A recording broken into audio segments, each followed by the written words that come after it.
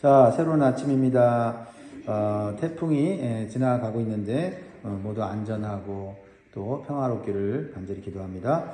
에스겔서 20장 27절에서 32절 말씀으로 하나님의 말씀을 나눌 때 이 기도 제목부터 나누도록 하겠습니다. 한번 따라 하십니다. 반복되는 죄를 끊게 하시고 하나님이 주신 환경을 올바로 사용하게 하소서. 우리가 인생을 살다 보면 같은 죄를 반복하여 지음으로 스스로 좌절할 때가 있어요. 혹시 여러분의 삶에도 끊어내고 싶지만 자꾸만 반복되는 습관이나 죄의 패턴이 있지는 않으십니까? 야, 이번엔 정말 달라져야지. 이번엔 내가 끊어버려야지. 다짐하지만 어느새 또 같은 모습으로 주저앉아 있는 내 모습을 보면서 좌절감을 느낀 적이 있을 겁니다. 그러나 하나님은 우리가 그 자리에서 절망하며 주저앉아 있기를 원치 않으십니다. 말씀을 통해 우리를 단순히 꾸짖기 위함이 아니라 반복되는 죄 사슬 속에서도 새롭게 회개하고 돌이켜 참된 자유와 생명을 얻기를 간절히 바라십니다. 그것은 우리를 향한 하나님의 애틋한 긍휼이지요. 그러면 반복되는 죄를 끊기 위한 우리에게 주시는 영적 교훈들 몇 가지 살펴보기를 원합니다. 첫 번째는 반복되는 죄의 심각성을 깨달아야 합니다. 반복되는 죄의 심각성을 깨달을 때 우리는 그 죄를 끊을 수가 있습니다. 27절을 보니까요. 그런즉 인자야 이스라엘 족속에게 말하여 이르라 주 여호와께서 이같이 말씀하셨느니라 너희 조상들이 또 내게 범죄하여 나를 욕되게 하였느니라. 이 말씀은 이스라엘 백성들이 출애굽 이후에도 끊임없이 반복해서 하나님을 배신하고 이방 민족의 풍습과 우상 숭배에 물들어 있음을 지적합니다. 한두 번의 죄가 아니고 계속되는 이 반복되는 이 죄악은 결국 누구를 욕되게 하는 거예요? 하나님을 욕되게 하는 것이다 라는 것이죠. 이스라엘 백성은 하나님과의 거룩한 언약을 맺고 하나님 백성이 되었습니다. 가나안 땅에 들어간 후에 그 땅의 문화에 절대 동화돼서는 안 된다고 했는데 그들은 가나안 땅의 문화를 즐기고 또 그것을 따라감으로 인해서 하나님을 버리고 또 하나님 대신에 우상을 섬기는 일을 하게 되었습니다. 높은 산과 무성한 나무는 그 당시 가나안 민족들이 숭배했던 다산과 풍요의 신, 바알과 아세라 같은 그러한 신들을 위한 산당이 있었던 장소입니다. 그런데 이스라엘 백성들은 하나님의 율법을 어기고 조상들로부터 내려온 악습을 반복하여서 우상에게 제사를 드렸다라는 것입니다. 이스라엘 불순종이 그냥 한두 번의 사건이 아니라 계속적으로 습관적으로 지어진 죄였기 때문에 하나님의 이름과 명예가 더럽혀졌다라고 하나님은 말씀하고 계세요. 왜냐하면 하나님이 계속 말씀하시는데 그 말씀을 듣지 않으면 누구를 무시하는 거예요? 하나님을 무시하는 거고 하나님의 이름과 명예를 땅에 떨어뜨리는 것입니다. 단순히 내가 죄를 반복해서 짓는 죄의 수준이 아니라 하나님의 이름을 욕되게 한다고 하는 것을 우리가 생각할 때 죄의 심각성을 우리가 깨닫게 될 거고 회개 없는 죄의 반복은 결국 하나님의 심판으로 이어질 수밖에 없다라는 것을 또한 우리가 기억해야 될 것입니다. 그래서 우리는 종종 반복되는 죄를 부인하거나 숨기려 해서는 안 될 것입니다. 이 정도는 괜찮겠지. 나만 이런 게 아니야. 라고 스스로 합리화하면 안 돼요. 하나님이 우리를 얼마나 참으시고 우리에게 얼마나 자비를 베풀어 주는지를 그거를 생각해야지.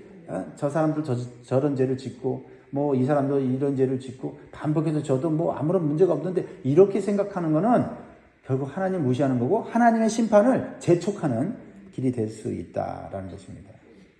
그래서 하나님은 우리가 죄의 현실을 직시하고 인정하기를 원하세요.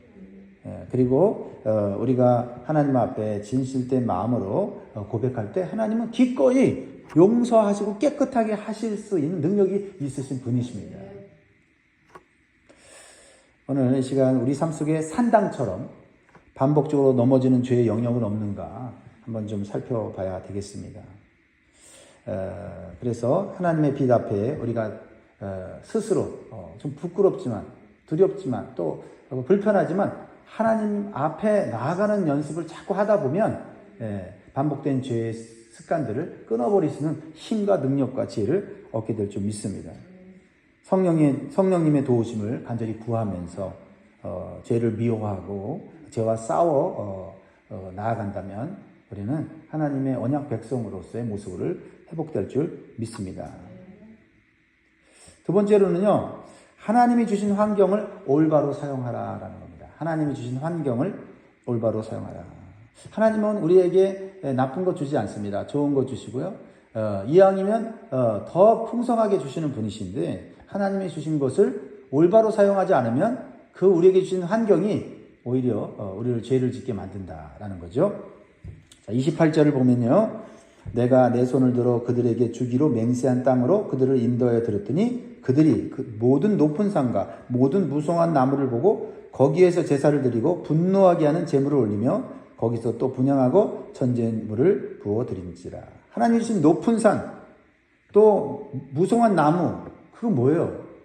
그것을 보면서 와, 하나님께서 이렇게 정말 아름답고 풍성한 숲을 우리에게 주심으로 하나님의 은혜를 경험케 하시고 하나님이 주시는 은혜로 우리가 공급받아 살게 하시는구나, 이렇게 느껴야 되는데 높은 산을 보면서 와, 저 높은 산이 좀 신비하다, 저 높은 산이 우리한테 무슨 복을 주지 않겠는가, 무성한 나무를 보니 그 무성한 나무처럼 우리의 삶의 열매를 이 나무가 주는가 보다.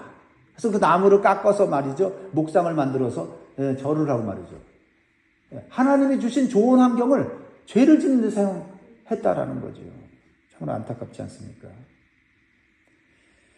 그렇습니다. 어리석은 인간들의 모습이고 하나님과 관계가 끊어진 그러한 영적으로 무지한 인간들의 모습인 것이죠. 근데 하나님의 백성이 하나님을 알면서 세상을 창조하고 자연을 창조하고 이 세상을 다스리는 하나님을 알면서 세상 사람들을 쫓아간다? 참 그 어리석은 상황 아닙니까? 불행한 상황이 아닙니까? 이스라엘의 죄는 단순히 우상을 섬긴 것을 넘어서 하나님이 베푸신 은혜와 축복의 상징인 약속의 땅을 오용한 데 있었다라는 거예요. 우리는 하나님 주신 좋은 것들을 혹시 오용하고 있지는 않습니까? 하나님께서 그들에게 풍요로운 땅을 주었지만 그 땅의 열매와 자원을 하나님께 감사하며 예배하는 데 사용하지 않고 오히려 이방신들에게 바치며 자신의 마음을 더럽혔어요. 이렇게 좋은 걸 줬는데 이렇게 더럽게 사용하는 것도 쉽지 않죠. 근데 인간이 그렇다는 거예요. 하나님은 선한 목적으로 우리에게 모든 걸 주셨는데 우리는 악한 목적으로 그것을 바꾸는 아주 나쁜 버릇이 있습니다.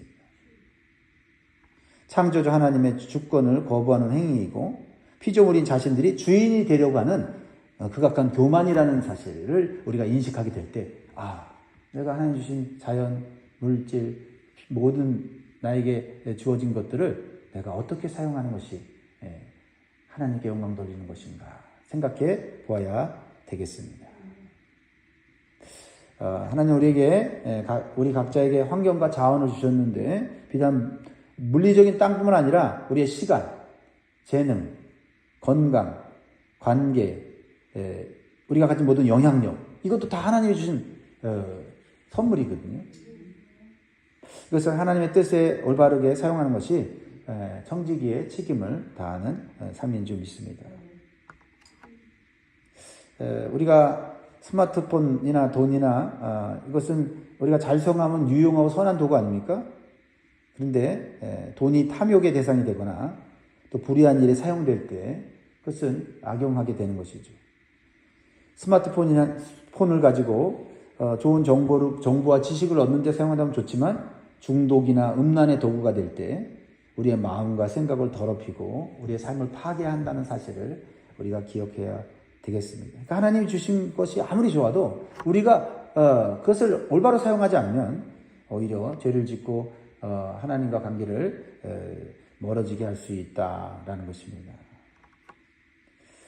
오늘 이 말씀을 통해서 우리의 삶의 모든 것이 하나님의 주권 아래에 있음을 인정하십시다.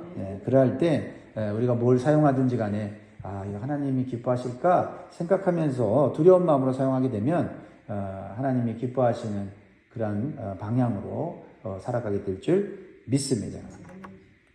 세 번째 주시는 교훈은요. 반복되는 죄가 우리의 삶과 자녀 세대까지 더럽힌다는 사실을 깨달아야 됩니다. 내 죄가 나에게서 끝나지 않는다라는 이 경각심을 갖게 되면 우리가 정신을 차릴 수가 있습니다. 29절의 말씀을 보면 이에 내가 그들에게 이르기를 너희가 다니는 산당이 무엇이냐 하였노라. 30절 그러므로 너는 이스라엘 족속이 이르라 주 여호와께서 말씀하시느니라 하셨느니라. 너희가 조상들의 풍속을 따라 너희 자신을 더럽히며 그 모든 가증한 것을 따라 행음하느냐. 죄는 우리를 더럽힙니다. 죄를 짓고 끝나는 게 아니라 죄를 짓는 만큼 우리의 영과 마음과 몸이 더러워진 상태가 된 거죠. 근데 거기서 끝나지 않고 31절에 영향력이 자녀들에게까지 간다는 거죠. 너희가 또 너희 아들을 화제로 삼아 불 가운데로 지나게 하며 오늘까지 너희 자신을 우상들로 말미암아 더럽히느냐.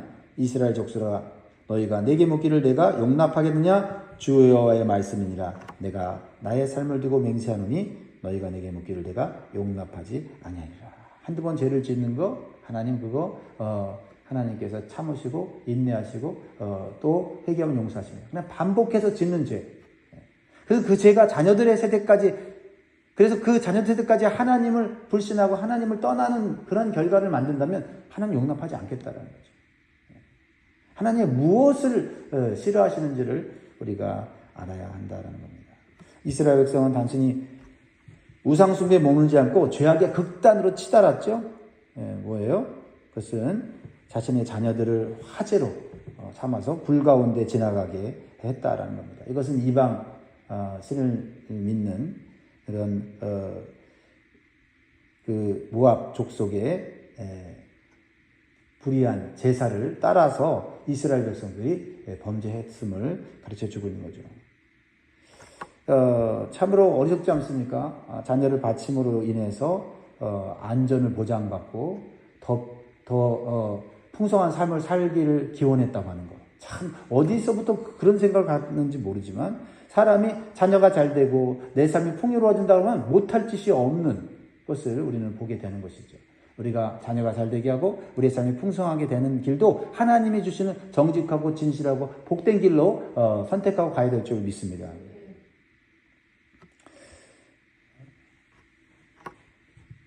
그렇습니다. 우리는 개인의 죄가 공동체와 다음 세대까지 부정적인 영향을 미친다는 사실을 우리가 경각심을 갖는다면 우리가 죄를 지을 때마다 이 죄가 우리 가족에게 우리 주변 사람들에게 영향을 미치면 어떡하지 하는 그러한 영적인 걱정을 할 필요가 있다라는 것입니다. 그리고 하나님의 은혜를 당장 구하는 반복되어서 도저히 하나님이 용납하지 않는 그 수준에 이르지 않도록 우리는 날마다 회개하는 삶을 살아야 될 줄 믿습니다.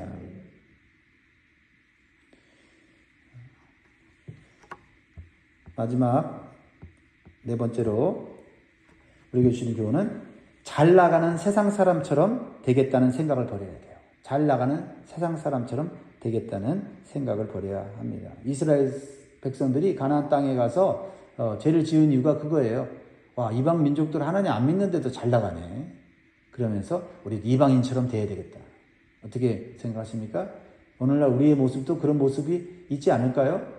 하나님 믿으면서도 세상에 살면 세상에서 하나님 믿지 않는 자들을 보면서 잘 나가네. 그럼 나도 저 사람들처럼 살까? 그런 유혹을 받지 않겠습니까? 32절 같이 읽습니다. 32절 시작. 너희가 스스로 이르기를 우리가 이방인 곧 여러 나라 족속같이 되어서 목속을 경배하리라 하거니와 너희 마음에 품은 것을 결코 이루지 못하리라. 이 말씀이 얼마나 참 감사한지 모르겠어요. 우리가 이방인처럼 살고 싶습니다. 왜 그러세요 하나님? 내버려 두세요. 이러는데 하나님이 결코 이루지 못한다는 거예요.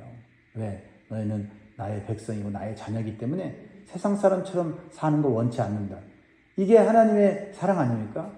하나님, 나 세상 사람처럼 되지 않게 해주세요. 여러분 기도해야 할 필요가 있어요. 그것이 당장 좋아 보이고 그것이 나에게 즐거움을 준다 할지라도 결국 망하는 길이잖아요. 당시 이스라엘 주변의 이방 민족들은 정치적 안정과 경제적 번영을 누리는 것처럼 보였습니다. 그들의 종교는 다산과 풍요를 약속했고 이스라엘 백성은 이러한 세상의 성공에 현혹되어서 자신들의 독특한 정체성, 하나님의 거룩한 백성이라고 하는 것을 망각하고 이방인처럼 살기를 소원했다라는 것입니다. 하나님은 이스라엘 백성들을 특별히 선택하시고 구별하셨기 때문에 그들이 정한 이 죄악의 길을 결코 허락하지 않으시겠다고 단단히 결심을 하시는 모습을 보고 계십니다. 그렇습니다. 그것이 축복이에요. 내가 죄악의 길로 가는데 죄악의 길이 자꾸 막히고, 그렇죠? 하나님을 떠나서 세상 쾌락을 추구하는데 하나님이 그렇게 하면 할수록 내 삶에 문제가 자꾸 발생한다면 그것은 내가 하나님의 거룩한 언약 백성이라는 증거를 주시는 줄 믿습니다. 그러나 인간이 끊임없이 반복해서 하나님의 뜻에서 벗어나고 하나님이 원하시는 길을 떠나갈 때 결과적으로는 심판을 받을 수밖에 없음을 우리는 기억해야 될 줄 믿습니다. 여러분, 이러한 이스라엘의 이러한 태도는요, 자신의 욕심과 편의를 위해 죄를 선택하고 합리화하는 인간의 본성을 보여주고 있어요. 그렇습니다. 우리는 비록 세상이 우리에게 유익을 주는 것 같고 행복을 주는 것 같아도 결코 현혹돼서는 안 될 것입니다. 오직 하나님 안에서만 행복이 있고 오직 하나님 안에서만 구원이 있고 하나님 안에서만 영광이 있다는 사실을 우리가 마음에 새기지 않으면 우리도 모르는 사이에 세상을 부러워하고 세상 사람처럼 살게 될 것입니다. 그렇습니다. 우리는 다시 한번 우리 자신을 점검해 보면 좋겠습니다. 혹시 세상에 잘 나가는 어떤 사람을 또 어떤 대상을 내가 동경하고 지금 있지 않은가, 그들을 모델로 삼고 내가 살아가고 있지 않은가를 한번 살펴보시기 바랍니다. 우리의 진정한 성공은 세상의 기준에 맞춰서 사는 것이 아니라 오직 하나님 말씀에 순종하고 그분의 뜻을 따르는 데 있음을 다시 한번 마음에 새기시기를 바랍니다. 다시 한번 우리는 결단하면 좋겠습니다. 오늘 에스겔서의 말씀을 통해서 반복되는 죄가 얼마나 파괴적인지 우리는 깊이 깨달았습니다. 우리의 죄는 단순히 개인의 잘못을 넘어서 하나님이 주신 귀한 환경을 오용하게 하고 우리 자신의 공동체, 나아가 사랑하는 자녀 세대까지 더럽히는 무서운 결과를 초래하게 되어 있습니다.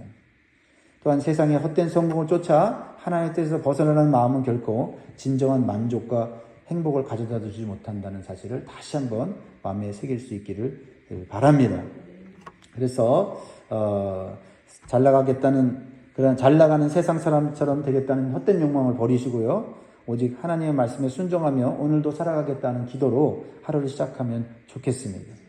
그리고 우리가 연약하여 자꾸 넘어지고 실패한다면 사람 의지하지 말고 환경 의지하지 말고 성령님을 의지하여 도우심을 구하여서 하나님이 기뻐하시는 삶으로 한 걸음 한 걸음 나아갈 수 있기를 주의 이름으로 축원드립니다.